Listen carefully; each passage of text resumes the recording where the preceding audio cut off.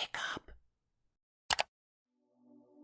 The translation error that turned spirituality into religion. Adam's mistake. What if I told you that the story of Adam and Eve, the foundation of Western religion, the justification for centuries of hierarchy and patriarchy, the source of the doctrine of original sin that has haunted humanity for 2,000 years, is based on a mistranslation? What if one word, mistranslated from Hebrew into Greek, then into Latin, then into English, turned a profound spiritual teaching about unity and awakening into a tool of control and subjugation? What if Adam's real mistake wasn't eating a piece of fruit, but forgetting who he was? And what if Eve was never his subordinate, but his liberator? The Hebrew word is Tsela. It appears over 40 times in the Old Testament. In every single instance except one, it is correctly translated as side. The side of a building, the side of a mountain, the side of an ark, the side of a tabernacle. But in Genesis chapter 2, verses 21 and 22, when describing the creation of the woman from the man, the translators made a choice. They chose a different word. They chose rib. Not because the text demanded it, not because the Hebrew word suddenly changed its meaning, because their theology demanded it, because the culture they lived in demanded it, because the patriarchy they served demanded it. Why does this matter? Why should anyone care about a single word translated differently in an ancient text? Because the difference between rib and side is the difference between hierarchy and equality, between domination and partnership, between a world where women are considered secondary, subordinate, derivative, and a world where masculine and feminine are two halves of one whole, equal in substance, equal in dignity, equal in origin.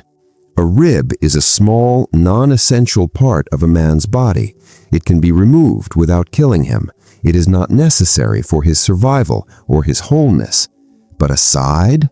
A side is an equal half. Remove a side and the whole collapses. The mistranslation didn't just change a word, it changed the world. And it has been shaping human consciousness, human relations, and human spirituality for over 2,000 years. The word that changed everything. Let us examine this word, this tiny word with enormous consequences. Tsela. The Hebrew word appears 41 times in the Old Testament. In 40 of those instances, translators render it as side, the side of the tabernacle, the side of the ark, the side of a mountain, the side of a building, the side of a bed. The meaning is consistent, unambiguous, clear. But in Genesis chapter 2, verses 21 and 22, something strange happens. The translators suddenly choose a different word. They chose rib. Why? Because a rib is small, subordinate, removable. A side is equal, integral, co-essential. The translators chose the word that fit their theology, not the word that fit the text. They chose the word that would justify the subordination of women for centuries to come. The mistranslation did not begin with English Bibles. It began much earlier. In the Mishnah and Talmud, the early Jewish commentators speculated why God chose the rib specifically. One rabbi concluded that God chose the rib because it is the member which is hid, which is not even seen when man is naked.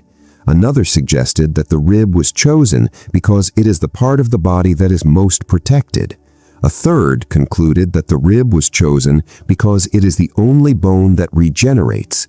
These were not serious exegesis. They were justifications for a hierarchy that had already been decided. They were looking for reasons to support a conclusion they had already reached. When the Hebrew scriptures were translated into Greek, the Septuagint, and later into Latin, the Vulgate, the rib translation was cemented. The Greek word pleura can mean either rib or side, but the context should have clarified it. It did not. The Latin costa leans toward rib, and from there it was only a short step to the English rib. By the time the King James Version was published in 1611, the rib had become an unshakable part of Western consciousness, but the damage had been done centuries earlier. The Church Fathers took the rib and ran with it. Tertullian, one of the most influential of the early Church Fathers, wrote to women, "You are the devil's gateway. You are she who persuaded him whom the devil did not dare attack. Do you not know that you are each an Eve? The sentence of God on this sex of yours lives in this age. The guilt must of necessity live too." He was not quoting scripture, he was interpreting a mistranslation, and his words and the words of countless other church fathers shaped the Western world's understanding of women, of marriage, of the divine feminine for nearly 2,000 years. The translation error provided theological ammunition for centuries of women's subjugation, for witch hunts, for the denial of education, for the suppression of the feminine voice in every sphere of life, all from a single word, a single mistranslation, a single choice. The Gnostic revelation. But there is another reading. There is another tradition. There is another way of understanding the story of Adam and Eve, a way that was suppressed, persecuted, and nearly erased from history. The Gnostics, the mystical Christians whose texts were buried at Nag Hammadi in the 4th century and not discovered until 1945, read Genesis differently. They did not read it as history. They read it as myth, as allegory, as a map of the soul's journey from unity to separation and back to unity. And they saw something that the Orthodox Church could not see, would not see, and actively suppressed. That Eve is not subordinate to Adam. She is his liberator. She is the one who wakes him from his deep sleep. In the Gnostic text called the Apocryphon of John, Eve, whose mystical name is Zoe, which means life, is sent by Sophia, divine wisdom, to awaken Adam from his slumber. She calls to him from the depths of his dream. She whispers to him in the language of the soul, "Adam, live, rise up upon the earth." And when he wakes, when he finally opens his eyes to the truth that has been waiting for him, he sees her and says, "You will be called Mother of the Living, because you are the one who gave me life." Not a subordinate, not a temptress, not a sinner, a savior, the one who brought consciousness into the world, the one who woke him up. The Gnostics knew. They knew that the rib story was not divine revelation, it was propaganda.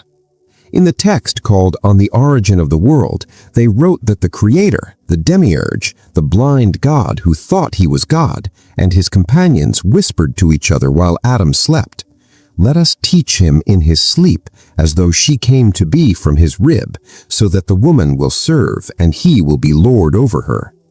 The rib story, according to the Gnostics, was a deception, a device to enforce male dominance, a lie told by a false god who wanted humanity to stay asleep, to obey, to worship him as the only God. The serpent was not the devil, the serpent was the liberator. The fruit was not poison, it was knowledge. And Eve was not the cause of the fall, she was the cause of the awakening. In the Gnostic reading, Adam's side represents the androgynous original human, male and female united in one being, whole and complete, lacking nothing. The splitting of the side represents the descent into duality, into separation, into the world of opposites, into the illusion that we are separate from each other and separate from God. Eve is not created from Adam, she is separated from him. They were one, they became two. And the purpose of the spiritual journey, the purpose of this life, of this world, of this forgetting, is to remember the unity, to reunite the sides, to become whole again. The spiritual path is not about atoning for a sin committed thousands of years ago. It is about remembering what you have always been. Adam's real mistake. Orthodox Christianity teaches that Adam and Eve fell through disobedience. They ate the forbidden fruit, and as punishment, humanity was cursed with sin, suffering, death and separation from God. This narrative has been used for millennia to instill guilt, fear, submission, and the belief that we are fundamentally broken, that we need to be saved by an external savior, that we cannot trust ourselves or our own experience. But the Gnostics asked a different question. They asked, what if the fall was not a punishment? What if it was an awakening? What if the mistake was not disobedience, it was forgetting?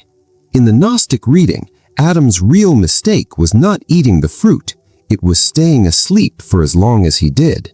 It was forgetting who he was. It was believing the lies of the demiurge, the false god who told him that he was separate, that he was alone, that he was a sinner, that he needed to obey. The forbidden fruit was knowledge, gnosis, direct experience of the truth. And eating it was not a sin, it was the beginning of the journey home. It was the first step out of the cave. It was the first glimpse of the sun. The Gnostics identified the creator of the material world not as the true God, but as the demiurge, a flawed, ignorant, jealous being who thought he was the only God. This demiurge did not want humanity to wake up. He wanted them to stay asleep, to obey, to worship him as the only God. The serpent was not the devil. The serpent was the liberator. The serpent was the messenger from Sophia, sent to remind humanity of who they really are. You will not die. Your eyes will be opened. You will be like gods, knowing good and evil. The serpent told the truth. The demiurge lied.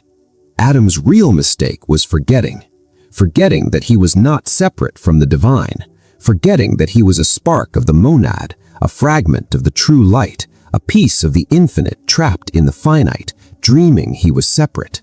The fall is not a curse, it is an opportunity. It is the soul's journey into matter, into experience, into forgetting, so that it can remember. How can you know you are awake if you have never been asleep? How can you know you are whole if you have never felt broken? How can you know you are divine if you have never experienced separation? The fall is not a punishment, it is a classroom. And Adam's mistake was not disobedience, it was forgetting. And now it is time to remember. How spirituality became religion. Spirituality is direct experience of the divine. Religion is belief about the divine. The difference between these two things is everything. The early Gnostics sought gnosis, direct, personal, experiential knowing. They wanted to know God, not just believe in God. They wanted to experience the divine, not just read about it. They wanted to wake up, not just follow rules. But the Orthodox Church demanded something else. They demanded faith, belief in doctrines, belief in authorities, belief in texts, belief in the interpretations of priests and bishops. Faith is cheap. It requires nothing but agreement. Gnosis is costly. It requires everything. The translation error was not an accident. It was part of a larger project, turning a path of awakening into a system of control. When the side became a rib, the divine feminine was suppressed. Sophia, the feminine aspect of the Godhead, was demonized or erased. Eve became the source of sin rather than the bringer of life and consciousness. Women became subordinates rather than equals. The translation error was not just a linguistic mistake. It was a weapon. It was used to justify the subordination of women, the persecution of anyone who claimed direct experience of the divine, and the elevation of a male-dominated hierarchy that has ruled the Western world for 2,000 years. Gnosis, direct knowing, threatens authority. If you can know God directly, you don't need priests. You don't need popes. You don't need scriptures interpreted by someone else. You don't need institutions telling you what to believe. You can find your own way. You can trust your own experience. You can be your own authority. The institutional church could not allow this, so they buried the Gnostic texts. They persecuted the Gnostics. They burned their writings. They killed their teachers, and they replaced gnosis with faith. They replaced direct experience with belief. They replaced awakening with obedience. The translation error was part of this suppression. It turned a story of awakening into a story of sin. It turned a story of unity into a story of hierarchy. It turned a story of liberation into a story of submission. But the truth cannot be buried forever. The Nag Hammadi texts were found in 1945. The translation errors are being corrected. The original teaching is resurfacing, and those who are ready to hear it are reclaiming what was lost, that the divine is within you, that you are not separate from God, that the fall was a journey into experience, not a curse, and that the rib was never a rib. It was a side, equal, integral, one half of a whole. And the path back is not about believing the right things. It is about remembering. How to remember? The path back is not about believing the right doctrines or joining the right church or following the right teacher. It is about remembering. It is about direct experience. It is about gnosis. The practices are not about earning salvation or pleasing an external God. They are about awakening to what you already are. They are about peeling away the layers of forgetting that have accumulated over centuries, over lifetimes, until the spark within you can shine through. The first practice is to question everything. The stories you've been told, who told them? Why? What agenda did they serve? The rib was never a rib. What else have you been taught that is not true? Question, not from cynicism, not from rebellion, from curiosity, from the sincere desire to know what is real. The truth can withstand scrutiny. It does not need to be protected by dogma or enforced by authority. Question the stories. Question the interpretations. Question the translations. The truth will still be there when you are done. The second practice is to seek direct experience. Don't take anyone's word for what is true. Not mine, not any teachers, not any scriptures. Seek your own direct experience of the divine. Meditate, sit in silence. Ask the divine to reveal itself to you, not through a book, through your own being. Gnosis is not given, it is discovered. It is not transmitted, it is remembered. Close your eyes, breathe, feel the spark within you. It has never gone out, it has only been forgotten. The third practice is to reclaim the feminine. The suppression of the feminine is the suppression of half of the divine, half of your own soul. Reclaim it. Honor Sophia. Honor Eve as the bringer of life and consciousness. Honor the feminine within yourself, whether you are male or female. The path to wholeness requires both sides. You cannot be whole with only half of yourself. You cannot know the divine with only half of the divine. Reclaim the feminine. It has been waiting for you to return. The fourth practice is to remember your divine spark. You are not a sinner. You are not broken. You are not separated from God. You are a spark of the divine, having a human experience. Remember this, not as a belief, as a knowing. Sit in silence and feel the spark within you. It is the same light that shines through the stars. It is the same consciousness that dreams the universe. It is you. It has always been you, and it has never been anything else. And the fifth practice is to speak your reclamation. Words have power. Words have frequency. Speak this out loud. I am not separate from the divine. I am a spark of the monad. The stories that told me I was broken were lies. The rib was never a rib. I am whole. I am equal. I am remembering. I reclaim the feminine. I reclaim my direct experience. I reclaim my gnosis. I am not a sinner. I am not broken. I am awakening. Speak it until you feel it. The words are not magic. The frequency behind the words is magic, and you are the one who generates that frequency. The truth that cannot be buried. The translation error was not an accident. It was a choice a choice to turn a story of unity into a story of hierarchy, a choice to turn a path of awakening into a system of control, a choice to suppress the feminine and elevate the masculine, a choice to replace direct experience with belief, gnosis with faith, remembering with obedience. But the truth cannot be buried forever. The Nag Hammadi texts were found in 1945. The translation errors are being corrected. The original teaching is resurfacing, and those who are ready to hear it are reclaiming what was lost, that the divine is within you, that you are not separate from God, that the fall was a journey into experience, not a curse, and that the rib was never a rib. It was a side, equal, integral, one half of a whole. And the path back is not about believing the right things. It is about remembering. If this revelation has stirred something in you, if you feel the remembering beginning, if the old stories feel a little less solid, if something ancient is waking up in your chest, comment one word below, Tsela, the original Hebrew word, to declare that you know the truth, that the rib was never a rib, that the divine feminine has been waiting for you, that you are ready to remember. If this message resonates, share it with someone who needs to hear it. Like, subscribe, and turn on notifications to stay connected. The truth is resurfacing, and those who are ready are finding each other.